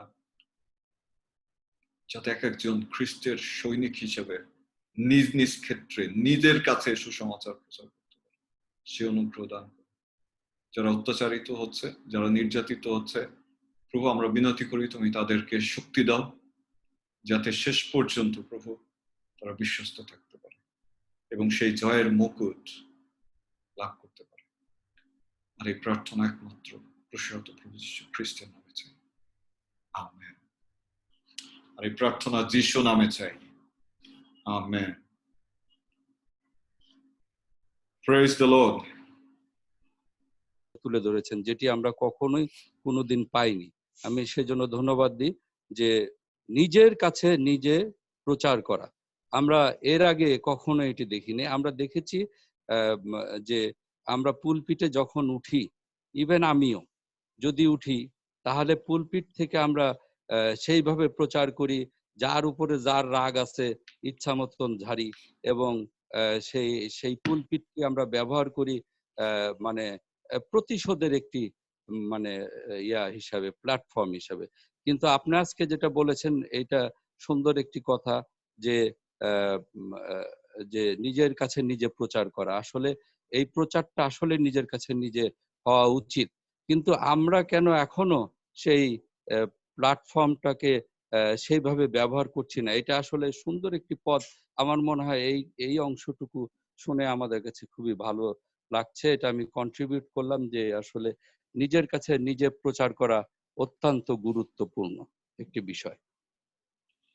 থ্যাংক ইউ আপনি আঙ্কেল। শুনেছেন কি? হ্যাঁ আমি শুনেছি। Thank you uncle.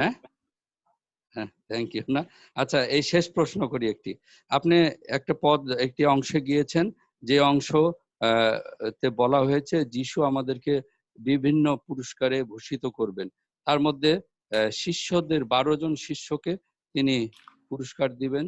সেই 12 জন শিষ্য পুরস্কার পাবে 12টি সিংহাসন, এবং ইসরায়েল জাতির 12টি বংশকে উনি তারা বিচার করবে। এখন আমরা ইসরায়েল জাতির এই দ্বাদশ বংশের মধ্যে কোন বংশ? 1, 2 হচ্ছে আমাদের বিচার কি ইসরায়েল জাতির পরে হবে, মানে সেই শিষ্যদের মাধ্যমে হবে, না সেটি আলাদা হবে? এই বিষয়ে আপনার কি বলার আছে বলেন। Thank you uncle. আমি একটু বলতে চাই, সেটা হচ্ছে যে বাক্য বলছে যে তারা 12 বংশের বিচার করবে, কিন্তু 12টি সিংহাসনের কথা বলা নাই। কিন্তু সিংহাসনের বিষয় বলছে, যিশু বলছে যে যারা জয় করে আমার সিংহাসনে তাদেরকে আমি বসতে দিব। সো আসলে সিংহাসন একটি, কিন্তু তাদের আসলে দায়িত্ব দেওয়া হবে 12 বংশের বিচার করার জন্য। এবং আমরা যারা ইসরায়েলীয় প্রভু যীশু খ্রিস্টের মধ্যে দিয়ে, আসলে আমাদের বিচারটি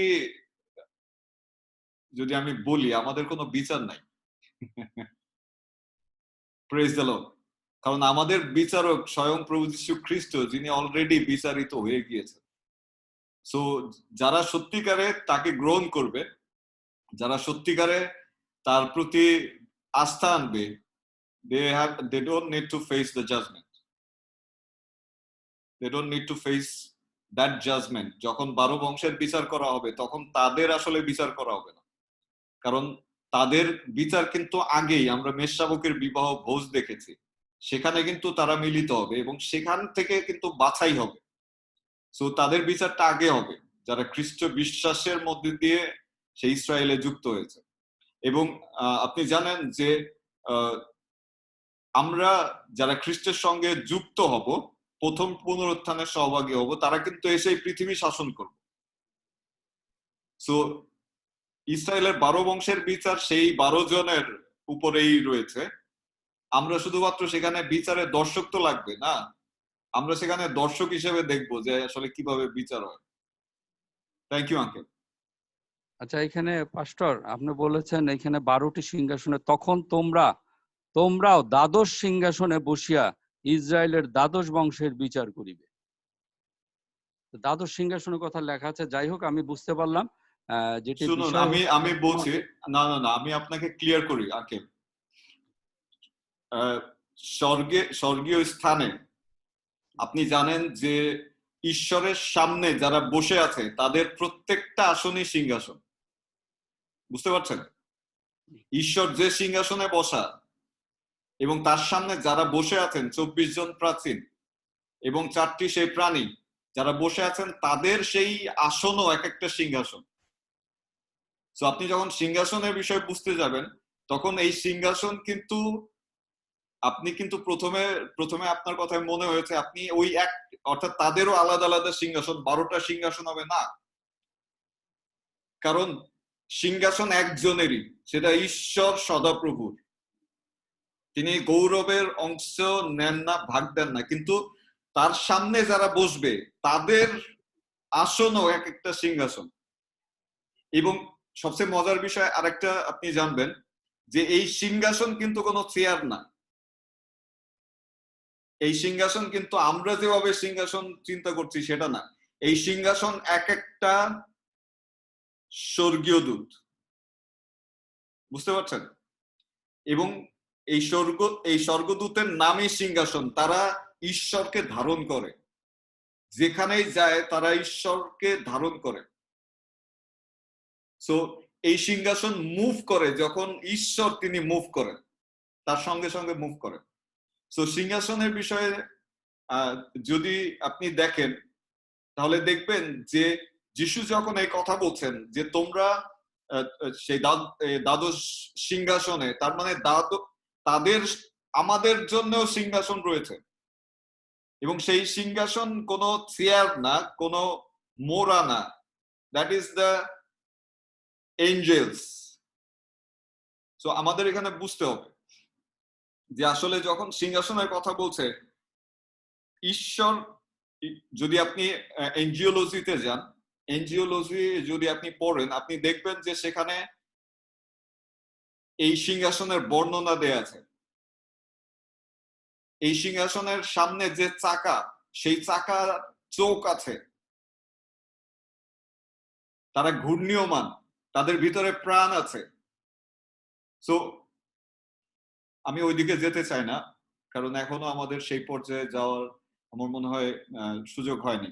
সো যিশু যখন বলছেন, বা ঈশ্বর যখন বলছেন প্রকাশিত বাক্যে, তিনি আসলে তাদের প্রাপ্ত যে আসন, তাদের প্রাপ্ত যে পদ, সেই পদের সেই সিংহাসনের কথা বলছেন, not the throne of God. Thank you uncle, আশা করি বুঝতে পেরেছেন।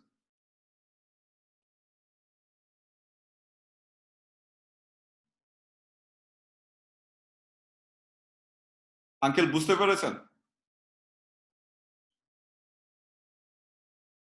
ধন্যবাদ দিতে চাই পাস্টর আপনাকে, যে আমাদের মধ্যে সেই বাক্য আপনি প্রচার করেছেন এবং আমাদেরকে সেই আত্মিক খাবার দিয়েছেন। আসলে আঙ্কেলের একটা প্রশ্ন ছিল যে যীশু খ্রিস্ট কেন তাহলে নতুন নিয়মে পরিবর্তন হলো। তো আমার মনে হয় যে আহ বাইবেলে বলা আছে যে রক্ত সেচন ব্যতি রেখে পাপ মোচন হয় না। এখন পুরাতন নিয়মের সেই যুদ্ধ বিগ্রহ যদি চলতে থাকতো তাহলে হয়তো মানুষের উদ্ধার বা মুক্তি হতো না। আজকে আমি মথি পুস্তকে পড়ছিলাম যখন যিশু শত্রুদের হাতে সমর্পিত হন এবং গেতসেমানি বাগানে যিশুর মর্মান্তিক দুঃখ, তখন সেখানে দেখলাম যে শিষ্যরা বারবার ঘুমিয়ে পড়া সত্ত্বেও যীশু খ্রিস্ট কিন্তু তাদের থেকে বিচ্ছিন্ন হয়ে প্রার্থনা আহ, করছিলেন ঈশ্বরের কাছে। হুম। এবং বারবার এসে বলছিলেন যে তোমরা জেগে থাকো এবং প্রার্থনা করো যাতে পরীক্ষায় না পড়ো, কারণ আত্মা ইচ্ছুক বটে কিন্তু মাংসের দুর্বল। এখন অনেকে মনে করে যে যীশু খ্রিস্ট যদি এত শক্তিশালী হতেন কেন নিজেকে রক্ষা করতে পারলেন না, যেটা আমরা সেই রোমান সৈন্যদের যে উপহাস সেটার থেকেও শুনি এবং বর্তমান কালেও দেখি। কিন্তু আহ আমরা যদি ভালোভাবে দেখি যে যে মথি 28 অধ্যায়ে 18 পদে যে স্বর্গ এবং পৃথিবীতে সমস্ত কর্তৃত্ব তাকে দত্ত হওয়ার পরেও তিনি কেন প্রাণ দিলেন, তার কারণ হচ্ছে তিনি নিজেকে ঈশ্বরের কাছে সমর্পিত করেছিলেন।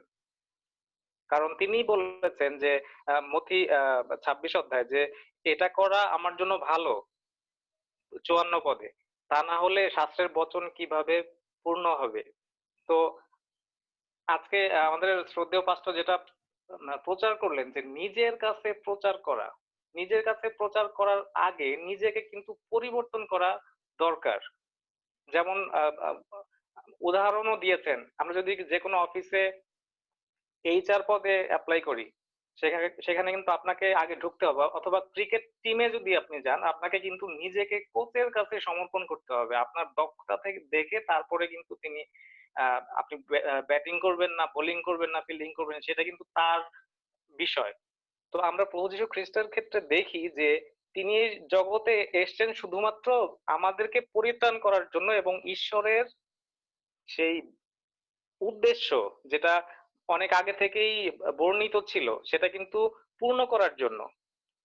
তো এই জন্যই কিন্তু যীশু খ্রিস্ট যখন সেই শত্রুদের হস্তে সমর্পিত হয়েছিলেন, যখন তার একজন শিষ্য সেই একজন মহাযাজকের দাসের কান কেটে ফেলছিলেন, তখন কিন্তু তিনি বলছিলেন যে তোমার খড়গ পুনরায় স্বস্থানে রাখো। তুমি কি মনে করো যে আমি আমার পিতার কাছে বিনতি করলে তিনি এখনই আমার জন্য সেই দ্বাদশ বাহিনী অপেক্ষা অধিক দূত পাঠায় দিবেন না? তাহলে আপনি চিন্তা করুন যে যে বলতে পারে যে পৃথিবীতে সমস্ত কর্তৃত্ব এবং স্বর্গের সমস্ত কর্তৃত্ব তাকে দত্ত হয়েছে, তিনি প্রার্থনা করলে তখনই তাকে উদ্ধার করার জন্য দূত পাঠিয়ে দিতে পারতেন, তিনি কেন নত হলেন? তার কি দরকার ছিল? সেটা হচ্ছে যে সেটা যদি না করতেন তাহলে সেই মানে শাস্ত্রের বচন পরিপূর্ণতা আসতো না। আমরা যখন তার প্রচারের বিষয়গুলো দেখি, যেমন গালিলে তারপরে বিভিন্ন সাগরের পারে যখন তার কাছে সেই খ্রিস্টের অনেক লোকজন আসতো তার প্রচার শুনতে, সেখানে গরিব অশিক্ষিত সম্বলহীন ভিখারি, মুখে অপরাধ বোধের ছাপ করা দস্যু, পঙ্গু, অসহায়, ব্যবসায়ী, অলস মানুষ, উঁচু নিচু, ধনী দরিদ্র সব এক জায়গায় জড়ো হয়ে তার কথা শুনছিল। সেখানে কিন্তু সুশীল ব্যক্তিরাও ছিল, অধ্যাপক এবং ফরিসিরাও ছিল। তখন কিন্তু যিশুকে একটি প্রশ্ন করেছিলেন যে ঈশ্বরের রাজ্য কি এদের মতো লোকদের নিয়ে তৈরি হবে? তার মানে তারা মনে করতো যে ঈশ্বরের রাজ্যে প্রবেশ করতে হলে সবসময় আহ নিজেকে উঁচু স্থানে রাখা দরকার পৃথিবীতে। কিন্তু তখন তিনি উত্তর দিয়েছিলেন যে স্বর্গরাজ্য এমন একটি তারই তুল্য যেখানে কোন স্ত্রীলোক 3 মণ ময়দার মধ্যে যদি একটু রাখে সমস্ত কিছুই তারিময় হয়ে যায়, যেটা আপনারা সেই মতি লিখিত সুষমা 13 অধ্যায় 33 পদে দেখবেন, যেটা বেকিং পাউডার।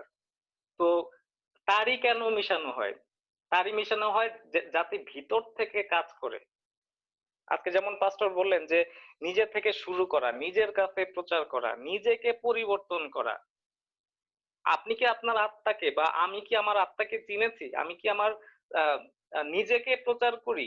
কারণ প্রত্যেকটা ল্যাপটপে, কম্পিউটারে আপনি কিন্তু অ্যান্টিভাইরাস আছে। এই অ্যান্টিভাইরাস কিন্তু আপনাকে রক্ষা করে। খ্রিস্টীয় সন্তানদের অ্যান্টিভাইরাস হচ্ছে তার বাক্য, হৃদয়ে ধারণ করা তার বাক্য, যাতে সেই শয়তানের সাথে মল্লযুদ্ধ করতে পারে। আর মানুষ কিন্তু নিজের ইচ্ছা শক্তি দিয়ে নিজেকে রূপান্তরিত করতে পারে না, যদি ভিতর থেকে না হয় সেই তাড়ির মতো। আর আমরা জানি যে অল্প একটু তাড়ি যে কোনো জাতিকে তাড়িময় করে তোলে। একজন মানুষ যার ভিতরে নিজেকে যে পরিবর্তন করতে সক্ষম হয়েছে, নিজের ভিতর থেকে যে পরিবর্তিত হয়েছে, সে কিন্তু সমগ্র জাতিকে পরিবর্তন করতে পারে। এটা কিন্তু প্রভু যীশু খ্রিস্টের জীবনেও কিন্তু আমরা লক্ষ্য করি। তিনি কিন্তু নিজেকে পরিবর্তন করেছিলেন, ঈশ্বরের ইচ্ছার কাছে সমর্পণ করেছিলেন। কারণ বিশ্বাসের জীবন ধারণ করা আর আত্মায় সত্যকে লালন করা দুইটা কিন্তু দুই জিনিস। সত্য সম্পর্কে অনেকেই জানি, হ্যাঁ এটা সত্য, কিন্তু আমি কি ওই সত্যকে নিয়ে আমি কি নিজেকে পরিবর্তন করে নিজের বিশ্বাসে কি আমি জীবনযাপন করতে পারি? বা আমি কি সেই নিজেকে প্রচার করার মাধ্যমে, নিজেকে পরিবর্তন করার মাধ্যমে আমি কি অন্যর কাছে উপস্থাপিত হয়েছি? কারণ আঙ্কেল যেটা বললেন যে হ্যাঁ, পুলপিটে উঠে অনেক সময় অনেক কথা বলে, হ্যাঁ সেটা কিন্তু আমরা দেখি। এবং তারা অনেকেও বলে যে এই লোকটা ঈশ্বরের বাক্য প্রচার করে, কিন্তু নিজের ভিতরে কোনো পরিবর্তন নাই, কিন্তু ঈশ্বর বাক্য প্রচার করে। ব্যাপারটা হচ্ছে যে অন্তরে কেউ যদি সত্যের তারই ধারণা করে, সে কিন্তু চিন্তায় পরিশুদ্ধ হয় এবং নিজেকে সঞ্জীবিত এবং আত্মায় উজ্জীবিত করে তোলে। হ্যাঁ, তো আমাদের ঈশ্বরের বাক্য অধ্যয়ন এবং মান্য করা কিন্তু এটি গুরুত্বপূর্ণ। এবং সবচেয়ে বড় কথা হচ্ছে নিজে থেকে ভিতরের থেকে পরিবর্তিত না হলে কেউ কিন্তু মন এবং আত্মাকে রূপান্তর করতে পারবে না। আর যদি রূপান্তরিত না হয় তাহলে কিন্তু ঈশ্বরের রাজ্য বৃদ্ধিতে কাজ করবে না। আর মানুষের অভ্যন্তরীণ বা বাহ্যিক দুইটা রূপ আছে। যারা ঈশ্বরকে ভালোবাসেন অন্তর দিয়ে এবং তাদের আদেশ মান্য করেন, অন্তরে খ্রিস্টের সবসময় অবস্থান করেন, তাদের চেহারায় কিন্তু এক উজ্জ্বল আলো পরিলক্ষিত হয় এবং তাদের কথাবার্তায়, তাদের সমস্ত কিছুতে কিন্তু আলাদা একটা স্বভাব পরিলক্ষিত হয়, যে স্বভাব নিজের নিয়ন্ত্রণে না কিন্তু আত্মার নিয়ন্ত্রণে থাকে।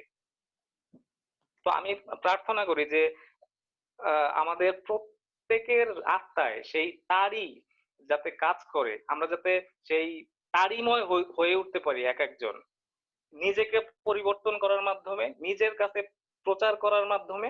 নিজেকে পরিবর্তন করলেই আসলে আশেপাশে সবাইকে পরিবর্তন করা যাবে। আর প্রভু যীশু খ্রিস্ট কিন্তু সেই পরিবর্তনের এক জ্বলন্ত উদাহরণ। তিনি কিন্তু ইচ্ছা করলে অনেক কিছুই করতে পারতেন, কিন্তু শুধু আমাদের পাপের জন্য মৃত্যুবরণ করার জন্য, ঈশ্বরের আজ্ঞা পালন করার জন্য তিনি কিন্তু নিজেকে পরিবর্তন করে সমর্পিত হয়েছিলেন।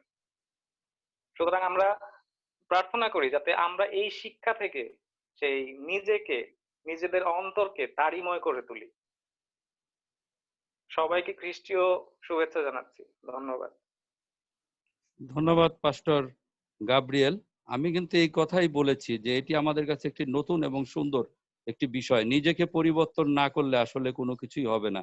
এবং আমরা পাস্টর স্টিফেনের কাছ থেকে আজকে যেটা শুনলাম, এটি আমাদের সবচেয়ে আজকে মূল্যবান বিষয় ছিল এবং মূল্যবান বিষয় আছে, যে নিজেকে পরিবর্তন করা। ধন্যবাদ আপনাকে। Thank you very much. আর কেউ কন্ট্রিবিউট করতে চান অথবা কোনো প্রশ্ন যদি রাখতে চান?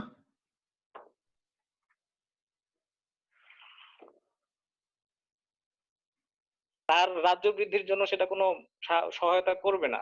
সুতরাং আমরা যদি বেঁচে থাকি, সেই বেঁচে থাকার ভিতরেই কিন্তু আমরা আসলে তার জন্য কাজ করতে পারবো এবং তার উদ্দেশ্যে আমরা বেঁচে থাকতে পারবো, যেটা অত্যন্ত কষ্টসাধ্য, ক্রুশ বহন করার মতো, যেটা আমার কাছে মনে হয়। থ্যাংক ইউ, বুঝতে পারছি। থ্যাংক ইউ পাস্টর, সাহায্য করার জন্য। It's a nice contribution, I like it. Okay, আর যদি কারো কন্ট্রিবিউশন না থাকে আমি জয়ন্ত আঙ্কেলের কাছে যেতে চাই। ধন্যবাদ। ধন্যবাদ। Praise the Lord, hallelujah. আমি আজকে আসলে খুব ভালো লাগলো প্রচার। আজকে আসলে আমরা বুঝতে পারলাম যে এই জগতে আমাদের বেঁচে থাকা অবস্থায় আমাদের পুরস্কারের জন্য আমরা যতদিন মৃত্যু হয়ে গেলে আমাদের আর কোনো পুরস্কার আমাদের তখন আর কি হবে জানি, কিন্তু আমরা বেঁচে থাকা অবস্থায় আমাদের পুরস্কারের জন্য আমাদের যে প্রস্তুত থাকতে হবে পুরস্কার প্রাপ্ত হওয়ার জন্য প্রভুর পথে আমাদের চলতে হবে। এটা আমাকে খুব ভীষণ ভাবে আমাকে করছেন নাড়া দিছে।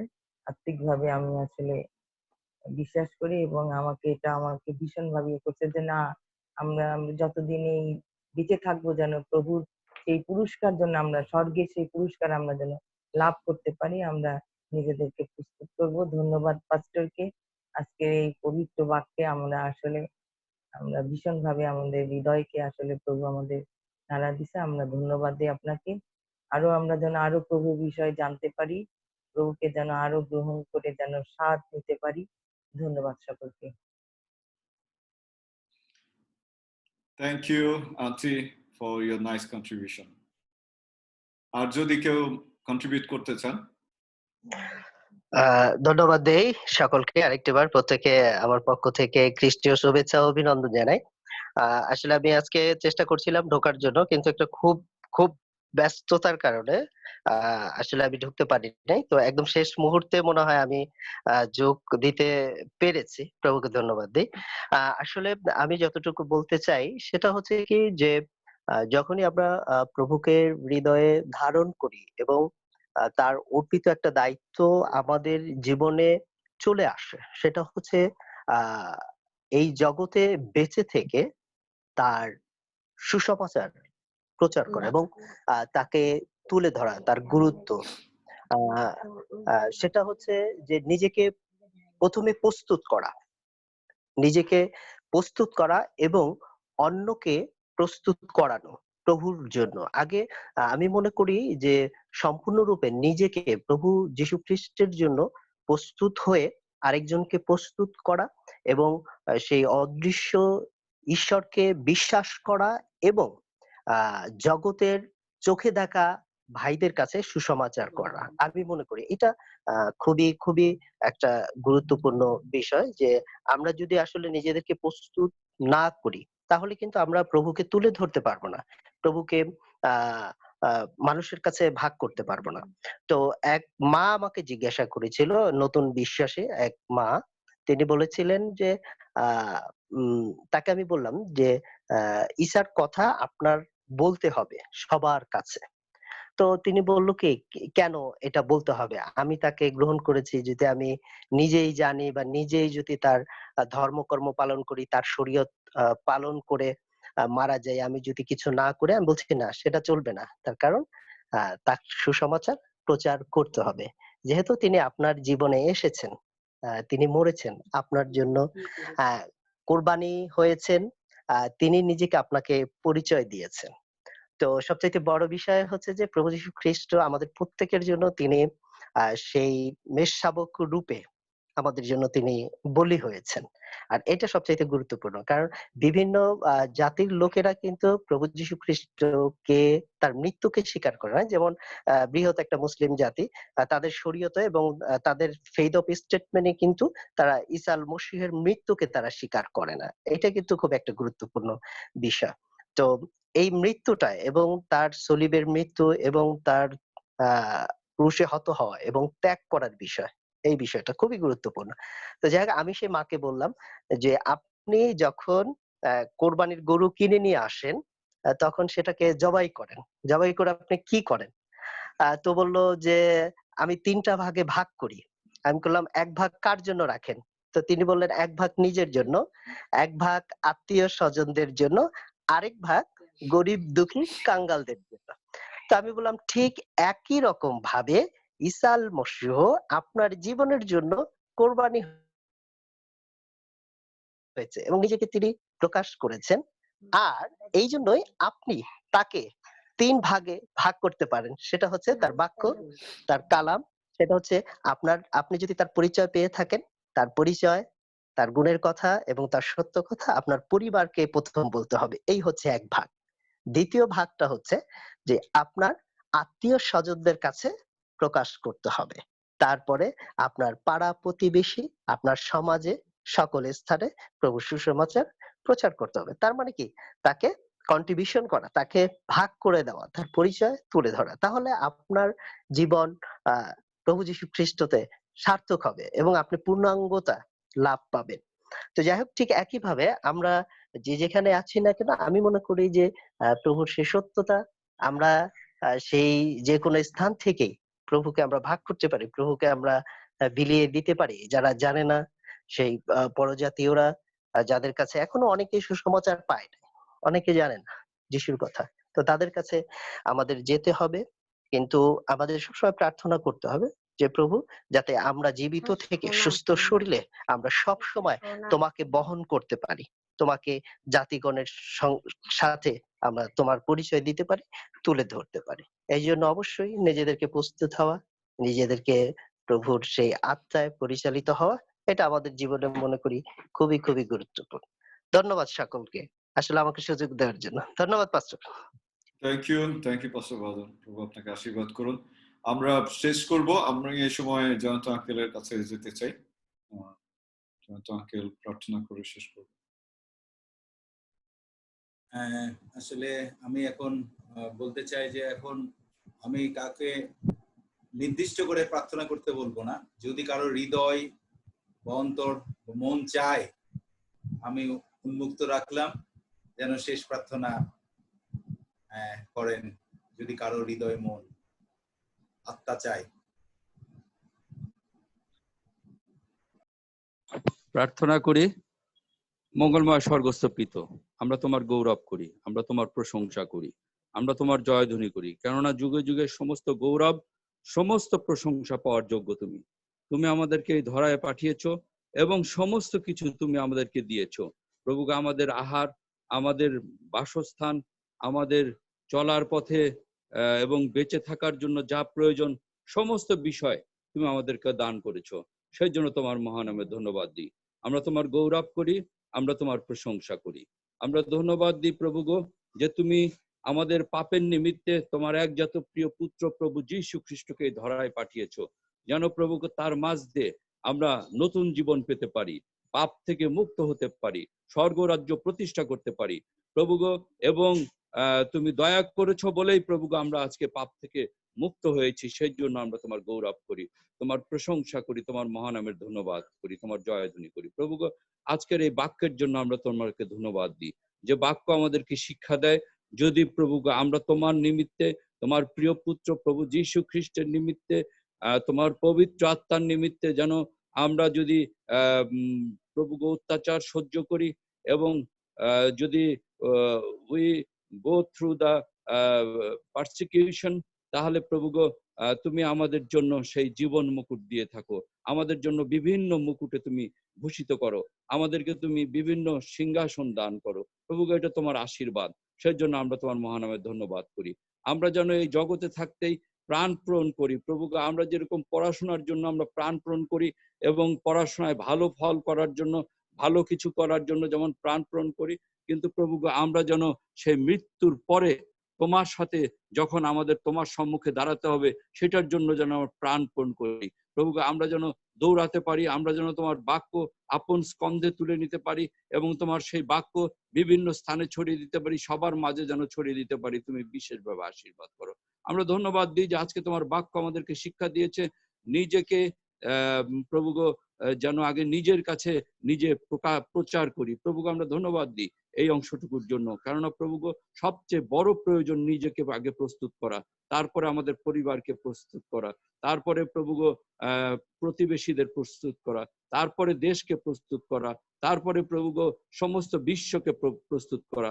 আমরা প্রভু এই সময় বিশেষভাবে তোমার কাছে দাবি করতে চাই, তোমার দয়া পেতে চাই, তোমার আশীর্বাদ পেতে চাই, তোমার অনুগ্রহ পেতে চাই, যেন এই বাংলাদেশে প্রভু আমরা তোমার গৌরব, তোমার প্রশংসা, তোমার মহানামের ধন্যবাদ করতে পারি। তুমি বিশেষভাবে আশীর্বাদ করো, তুমি আমাদেরকে ব্যবহার করো, যেন প্রভু আমরা উত্তম রূপে তোমার বাক্য প্রচারে ব্যবহৃত হতে পারি। আমরা যেন প্রভু সেই গণি এবং আরেক ভাই যে প্রভু তোমার সাক্ষ্যমর হয়েছে, আমরা যেন সেভাবে নিজেকে প্রস্তুত করি প্রভু যেন প্রভু কোনো কিছুতে আমরা ভীত না হই। আমরা ধন্যবাদ দিই প্রভু গো, যখন আমরা বাদল ভাইকে দেখতে পাই যে তোমার জন্য, তোমার প্রশংসার্থে সে সমস্ত কিছু ছেড়ে দিয়ে প্রভু গো তোমাকে গৌরবান্বিত করার জন্য নিজেকে ব্যবহার করছে। তুমি আমাদেরকে সেই রূপ করো যেন প্রভু গো আমরা সমস্ত কিছু ছেড়ে দিয়ে যেন তোমাকে গৌরবান্বিত করতে পারি, তোমাকে প্রশংসিত করতে পারি, তোমার মহানামের ধন্যবাদ করতে পারি। তুমি বিশেষভাবে আশীর্বাদ করো। আজকে তোমার কাছে আমরা বিশেষভাবে প্রার্থনা করি করোনা ভাইরাসের জন্য। প্রভু গো তুমি জানো সে বাংলাদেশে তথা সারা বিশ্বে প্রভু গো একটি মহামারী চলছে এবং সেই করোনা ভাইরাসে প্রভু গো সবাই আক্রান্ত হয়ে যাচ্ছে এবং প্রভু গো অনেক কষ্ট, অনেক যাতনা হচ্ছে। প্রভু গো আমরা জানি প্রভু গো এটি আমাদের পাপের ফসল। আমরা প্রভু গো তোমার বিরুদ্ধাচারণ করছি অবিরত, তোমার সাথে আমরা তোমাকে ঠকাচ্ছি প্রভু গো, তোমার সাথে আমরা বাণিজ্য করছি, তোমার নামে আমরা ব্যবসা করছি প্রভু গো। সেই ক্ষেত্রে তুমি তোমার প্রচন্ড ক্রোধ দিয়েছো এবং সেখানে তুমি সেই আমোসের অধ্যায়ে লেখা আছে প্রভু গো যে এই সময় ঈশ্বরের ক্রোধ চলছে, তুমি আপন ঘরে ঘরে অন্তরালে থাকো প্রভু গো। আমরা যেন প্রভু গো অন্তরালে থাকি, কেননা তোমার ক্রোধ এখন চলছে প্রভু গো। আমরা যেন তোমার কাছে অবিরত প্রার্থনা করি, ক্রন্দন করি, তুমি আশীর্বাদ করো, দয়া করো প্রভু গো। এই করোনা ভাইরাসের হাত থেকে বাংলাদেশকে তথা সারা বিশ্বকে তুমি মুক্ত করে দাও এবং প্রভু গো আমরা যেন তোমার গৌরব করতে পারি, তোমার প্রশংসা করতে পারি, তোমার জয়ধ্বনি করতে পারি। আমরা বাংলাদেশকে তোমার হাতে রাখতে চাই। বাংলাদেশের যত নেতা আছে, নেত্রী আছে প্রভু, তুমি তাদেরকে আশীর্বাদ করো যেন তোমার উদ্দেশ্যে ব্যবহৃত হয়। আমরা বিশ্বাস করি একদিন এই দেশ তোমার গৌরবার্থে, প্রশংসার্থে ব্যবহৃত হবে। তুমি দয়া করে আশীর্বাদ করো। আমরা রাতে সুনিদ্রা যাব, তুমি আমাদেরকে আশীর্বাদ করো যেন প্রভু তোমার আশীর্বাদে আমরা সুনিদ্রা যেতে পারি এবং পরের দিন সকালে আবার উঠে তোমার গৌরব প্রশংসা করতে পারি। আরেকটি বার তোমার বাক্যের জন্য ধন্যবাদ দিতে চাই এবং তোমার সেই সন্তান স্টিফেনের জন্য আমরা ধন্যবাদ দিতে চাই।